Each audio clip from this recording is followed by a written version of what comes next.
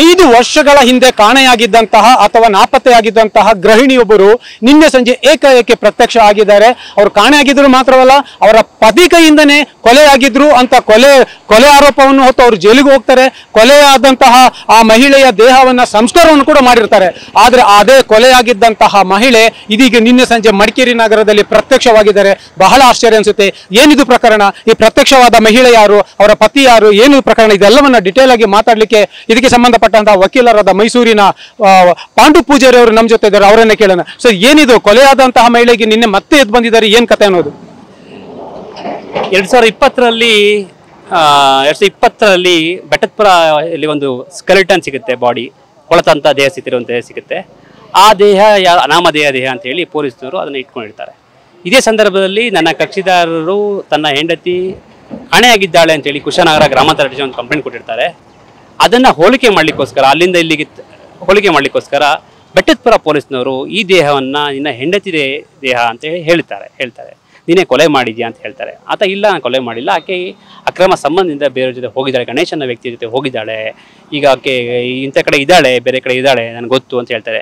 ಆದರೂ ಕೂಡ ಪೊಲೀಸ್ನವರು ಇಲ್ಲ, ಇದು ನಿನ್ನ ಹೆಂಡತಿ ದೇಹ, ನೀನೇ ಉದ್ದೇಶಪೂರ್ವಕವಾಗಿ ಅಕ್ರಮ ಸಂಬಂಧ ಇರೋ ಕಾರಣ ನೀನು ಕೊಲೆ ಮಾಡಿದ್ಯಾ ಅಂತೇಳಿ ಆತನ ಮೇಲೆ IP ಸೆಕ್ಷನ್ 302 ಮತ್ತು 201 ಹಾಗೂ 498A ಅಡಿಯಲ್ಲಿ ಪ್ರಕರಣ ದಾಖಲಿಸ್ಕೊಳ್ತಾರೆ.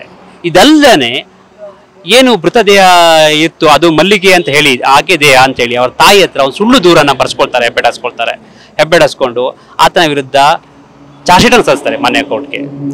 ಸಲ್ಲಿಸಿದ ನಂತರ ಏನಾಗುತ್ತೆ, ಆತ ಫಸ್ಟ್ FIR ಆಗಬೇಕಾದ್ರೆ ಅರೆಸ್ಟ್ ಮಾಡಿರ್ತಾರೆ. ಅರೆಸ್ಟ್ ಆಗಿ 2 ವರ್ಷಗಳ ಕಾಲ ಜೈಲು ವಾಸ ಅನುಭವಿಸಿ 2 ವರ್ಷಗಳ ನಂತರ ಮೊನ್ನೆ ಉಚ್ಚ ನ್ಯಾಯಾಲಯದ ಆದೇಶದ ಅನ್ವಯ ಜಾಮೀನು ಮುಂದೆ ಬರ್ತಾನೆ. ಈಗ ಬಂದ ನಂತರ ನಿನ್ನೆ ಆತನ ಹೆಂಡತಿ ಮಡಿಕೇರಿಯಲ್ಲಿ ಅದೇ ಯಾರ ಜೊತೆ ಓಡೋಗಿದ್ದು ಅಂತ ಹೇಳ್ತಾ ಇದ್ರು, ಗಣೇಶ್ ಜೊತೆ. ಆತನ ಜೊತೆ ಮಡಿಕೇರಿಯಲ್ಲಿ ಸಿಗ್ತಾಳೆ. ಸಿಕ್ಕಿದಾಗ ಸುರೇಶ್ ಅವರ ಸಂಬಂಧಿಕರು ಆಕೆಯನ್ನು ಮಡಿಕೇರಿ ಪೊಲೀಸ್ ಠಾಣೆ ಬಿಟ್ಟಿರ್ತಾರೆ. ಆದರೆ ಈ ಪ್ರಕರಣದಲ್ಲಿ ಏನಂತ ಹೇಳಿದ್ರೆ, ಬೆಟ್ಟದಪುರ ಪೊಲೀಸ್ನವರು ಉದ್ದೇಶಪೂರ್ವಕವಾಗಿ ಬೇರೆ ಯಾವುದೋ ಅಂತ ಸಿಕ್ಕಂಥ ಶವವನ್ನು, ಸ್ಕೆಲಿಟನ್ ಇರತಕ್ಕಂಥ ಶವವನ್ನು ನನ್ನ ಕಕ್ಷಿದಾರ ಉದ್ದೇಶಪೂರ್ವಕವಾಗಿ ಕೊಲೆ ಮಾಡಿದ್ದಾರೆ ಅಂತೇಳಿ ಆರೋಪಿಸಿದ್ದಾರೆ. ಅಲ್ಲ, ಈಗ ಪ್ರಶ್ನೆ ಇರೋದು, ನಿಮ್ಮ ಕಕ್ಷಿದಾರರ ಪತ್ನಿ ಕೊಲೆಯಾಗಿದ್ದಾಳೆ ಅಂತ ಬೆಟ್ಟದಪುರ ಪೊಲೀಸರು ಚಾರ್ಜ್ ಶೀಟ್ ಫೈಲ್ ಮಾಡ್ತಾರೆ, ಕೇಸು ಮಾಡ್ತಾರೆ, ಅವರ ವಿಚಾರಣೆಯನ್ನು ಕೈದಾಗ 2 ವರ್ಷ ಜೈಲಿಗೂ ಹಾಕ್ತಾರೆ. ಆದರೆ ಇವಾಗ ಅದು ಇವರ ಪತ್ನಿ ಅಲ್ಲ ಅಂತ ನೀವು ಹೇಗೆ ಹೇಳ್ತೀರಿ ಅನ್ನೋದು? ಸರ್, ಇದರಲ್ಲಿ ಪೊಲೀಸ್ನವ್ರಿಗೆ ಮೊದಲೇ ಗೊತ್ತಿತ್ತು ಸರ್ ಇದರಲ್ಲಿ. ಯಾಕಂತ ಹೇಳಿದ್ರೆ, ಪೊಲೀಸ್ನವರು ಮಲ್ಲಿಗೆ ಅನ್ನೋ ಲೇಡಿ ತಾಯಿ ಏನು ಕಂಪ್ಲೇಂಟ್ ತಗೊಳ್ತಾರೆ, ನಮ್ಮ ಕಕ್ಷಿದಾರನ ಅತ್ತೆ ಏನಿದ್ದಾರೆ ಅವ್ರ ಹತ್ರ DNA ಪರೀಕ್ಷೆಗೆ ಆಕೆಯನ್ನು ಮತ್ತು ಮೃತದೇಹದ ಮೂಳೆಯನ್ನು ತೆಗೆದುಕೊಂಡು ಬೆಂಗಳೂರಿನ DNA ಪರೀಕ್ಷೆ ಕಳಿಸ್ಕೊಳ್ತಾರೆ. ಅಲ್ಲಿಂದ ನೆಗೆಟಿವ್ ಅಂತ ಬರ್ತದೆ. ನೆಗೆಟಿವ್ ಅಂದರೆ ಮಿಸ್ ಮ್ಯಾಚ್ ಅನ್ನೋ ರಿಪೋರ್ಟ್ ಬರುತ್ತೆ. ಹೀಗೆ ಗೊತ್ತಿದ್ರು ಕೂಡ ಉದ್ದೇಶಪೂರ್ವಕ ಇಲ್ಲ, ಅಥವಾ ಅದು ಬರೋಕ್ಕೆ ಮುಂಚೆನೇ ಚಾರ್ಜ್ ಶೀಟ್ ಹಾಕ್ಬಿಡ್ತಾರೆ ಪೊಲೀಸ್ನವ್ರಿಗೆ ಗೊತ್ತಿರುತ್ತೆ ಇದು. ಪೊಲೀಸ್ನವರು ಯಾವುದೋ ಉದ್ದೇಶ ಇಟ್ಕೊಂಡು ಆ ಸ್ಕೆಲಿಟನ್ ಕೊಲೆಯನ್ನು ಮುಚ್ಚಿಡೋಕ್ಕೋಸ್ಕರ ನನ್ನ ಕಕ್ಷಿದಾರನ ಮೇಲೆ ಈ ಸುಳ್ಳು ಆರೋಪವನ್ನು ಸಲ್ಲಿಸಿ ಮಾಡಿದ್ದಾರೆ. ಈಗ ಇನ್ನೊಂದು ಪ್ರಶ್ನೆ ಇರುವಂತದ್ದು, ಅದು DNA ಪರೀಕ್ಷೆ ಆಗಿ ಸತ್ತಿರೋದು ಮಲ್ಲಿಗೆ, ಅದು ಮಲ್ಲಿಗೆ ಅಲ್ಲ, ನಿಮ್ಮ ಕಕ್ಷಿದಾರನ ಪತ್ನಿ ಅಲ್ಲ ಅಂತ ಗೊತ್ತಾದ ಮೇಲೇನು ಯಾವುದೋ ಅನಾಥ ಶವದ ಸ್ಕೆಲಿಟನ್ಗಳನ್ನ, ಅಸ್ಥಿಪಂಜರವನ್ನ ನಿಮ್ಮ ಕಕ್ಷಿದಾರನ ಕೊಟ್ಟು ಏನೋ ಒಂದು ಸಂಸ್ಕಾರವನ್ನು ಕೂಡ ಮಾಡಿಸಿದ್ದಾರೆ ಅಂತ ಹೇಳ್ತಾರೆ. ಹೌದು, ಅದು ಮಾಡಿದ್ದಾರೆ. ಇದೊಂದು ದುರ್ದೈವ ನೋಡಿ. ಪೊಲೀಸ್ ವ್ಯವಸ್ಥೆ ಎಷ್ಟು ಇನ್ನೂ ತರಬೇತಿ ಬೇಕು ಅಂತ ಕಾರಣಕ್ಕೆ ಇದೆ ಹೇಳ್ತಕ್ಕಂಥದ್ದು.